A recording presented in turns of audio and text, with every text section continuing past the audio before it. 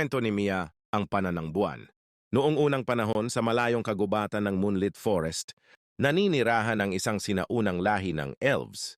Sila ay mga tagapagtanggol ng kalikasan at tapat na mga tagasunod ng kanilang diyosa, si Lunox. Sa hanay ng mga mandirigmang elf, may isang babaeng nagngangalang, Mia, isang bihasang archer, na may pambihirang kakayahan sa paggamit ng pana. Si Mia ay isa sa mga pinakamagaling na tagapagtanggol ng kanyang lahi. Pinagkalooban siya ng kapangyarihan ng Moon God na nagbigay sa kanya ng energized arrows, mga palasong may banal na liwanag na kayang tunawin ng kasamaan. Ang pagbagsak ng banal na gubat, isang araw, isang madilim na kapangyarihan ang lumaganap sa kanilang mundo. Ang hukbo ng Abyss sa pamumuno ni Tammuz ay umatake sa kanilang kaharian. Maraming elf ang nalipol at unti-unting bumagsak ang Moonlit Forest.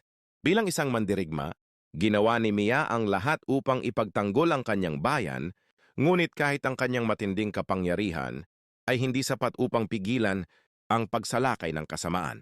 Dahil sa pagkawala ng pag-asa ng kanyang mga kababayan, nanalangin si Mia sa Moon God. Isang mahiwagang liwanag ang bumalot sa kanya at narinig niya ang isang tinig na nagsasabing, "Maglakbay ka. Hanapin ang iyong tunay na kapalaran at ibalik ang liwanag sa mundo." Ang bagong misyon. Sa puntong iyon, napagtanto ni Mia na hindi na niya kayang ipagtanggol ang kanyang bayan mag-isa. Kailangan niyang lumakas pa upang mabawi ang kanilang nawalang kaharian. Iniwan niya ang Moonlit Forest at naglakbay sa Land of Dawn, kung saan nakatagpo siya ng iba pang mandirigma na may parehong layunin ang labanan, ang kasamaan.